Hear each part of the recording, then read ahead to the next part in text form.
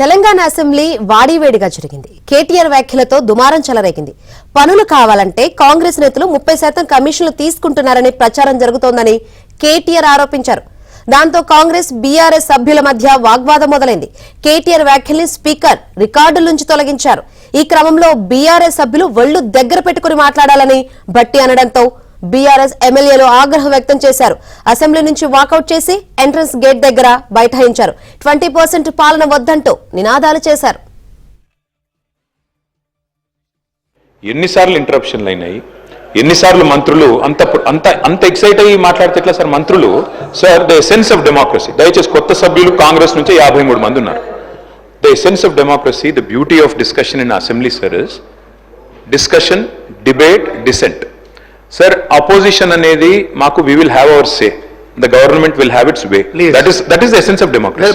దయచేసి నేను వారిని మిమ్మల్ని కూడా కోరేది సార్, మంత్రులకి సంయమనం ఉండాలి, రిస్ట్రెయింట్ ఉండాల్సింది ట్రెజరీ బెంచెస్ కి. అపోజిషన్ సహజంగానే మేము ప్రభుత్వం చేయని పనులు, ఇస్తానని చెప్పిన మాటలు, హామీలు కాని హామీలు మేము దయచేసి ప్రకాష్ స్పీకర్ గారు ఒకటే రిక్వెస్ట్, మంత్రులకి మీరు దయచేసి చెప్పండి. ఇప్పుడు మేము కూడా ప్రొవోక్ చేయాలనుకుంటే మేము కూడా మాట్లాడచ్చు సార్. మేము కూడా చెప్పొచ్చు 30% కమిషన్ అని వాళ్ళ ఎమ్మెల్యేలు అంటున్నారు, 20% కమిషన్ అని సెక్రటేరియట్ లో ధర్నాలు అవుతున్నాయి.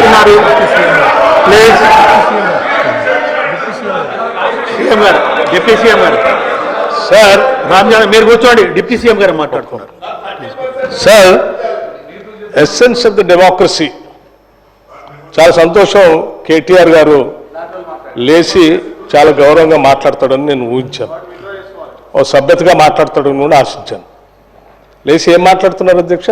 ఎసెన్స్ ఆఫ్ ది డెమోక్రసీలో డిస్కషన్ ఉండాలా, డిబేట్ ఉండాలన్నారు. సంతోషం. డిస్కషన్, డిబేటు వాస్తవంగా ఉండాలా, లేచి మాట్లాడిన ప్రతి మాట అబద్ధంగా మాట్లాడాలా? What are you doing? You are not misguiding the house, not only the house, the entire state you are misguiding. వారు ఏమన్నారండి?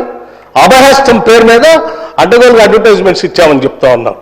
సివిల్ సర్వీస్ స్టూడెంట్స్ కోసం మన రాష్ట్రం నుంచి పోతున్నటువంటి విద్యార్థులకి, పేద మధ్యతరగతి బడుగు బలహీన వర్గాలకు సంబంధించిన విద్యార్థులకి, ఇంక్లూడింగ్ ఈడబ్ల్యూఎస్ స్టూడెంట్స్ కూడా, ఎవరైనా ఈ రాష్ట్రం నుంచి భారతదేశంలో నడుపుతున్నటువంటి యూపీఎస్సీ ఎగ్జామ్ కోసం డబ్బులు లేకుండా ఇబ్బంది పడతా ఉంటే వాళ్ళకు కొంచెం ప్రోత్సహిద్దామని చెప్పి మేము ప్రిలిమినరీ పాస్ అయినటువంటి వాళ్ళందరికీ, ప్రతి అభ్యర్థి ఎవరు అప్లై చేసుకుంటే వాళ్ళందరూ 1,00,000 రూపాయలు ఇద్దామని చెప్పాం. మెయిన్స్ కంప్లీట్ చేసి ఇంటర్వ్యూకి పోతా ఉంటే ఢిల్లీకి పోయి ఆడ ఉండటానికి, కోచింగ్ తీసుకోవడానికి ఎంతో కొంత సాయం చేస్తే కొద్దిగా ఎక్కువ మంది ఇంటర్వ్యూలో సెలెక్ట్ అయ్యి మన రాష్ట్ర విద్యార్థులు వస్తే రాష్ట్రానికి గౌరవం, కొంత మర్యాద, కొంత భవిష్యత్తులో వాళ్ళు ఎక్కడున్నా కానీ రాష్ట్ర ప్రయోజనాల కోసం ఉపయోగపడతారని వాళ్ళకు 1,00,000 రూపాయలు ఇద్దామని చెప్పాం. ఇది మంచి పథకం కదా అధ్యక్ష? Is there anything wrong in this? In the interest of the state కదా చేసింది. చేసిన దానికి మీరు 4 కోట్లు చేశారు, 40 కోట్లు అడ్వర్టైజ్మెంట్ చేసుకున్నారు. నేను అడుగుతా ఉన్నాను పల్లా రాజేశ్వర రెడ్డి గారిని, అడ్వర్టైజ్మెంట్ మీరు చూసారా? ఇచ్చామో? ఇది is it not a blanket statement of misguiding the house? Can't do like this. అధ్యక్ష వారు లేచి ఇంకో లేచి మాట్లాడుతూ ఉన్నారు కేటీఆర్ గారు.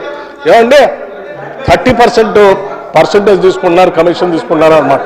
ఎవరండి 40,000 కోట్ల రూపాయలు ఇక్కడ పనులు చేపించి బిల్లులు లేకుండా రాష్ట్రం మీద 1,00,000 కోట్ల పైబడి అప్పులు చేసి మీరు పోతే వాళ్ళందరూ బిల్లులు రాక నానా బాధపడుతూ రాష్ట్రం కోసం అటు తిరిగి ఇటు తిరిగి సెకండరీ చుట్టూ తిరిగి నానా బాధపడుతున్నారు.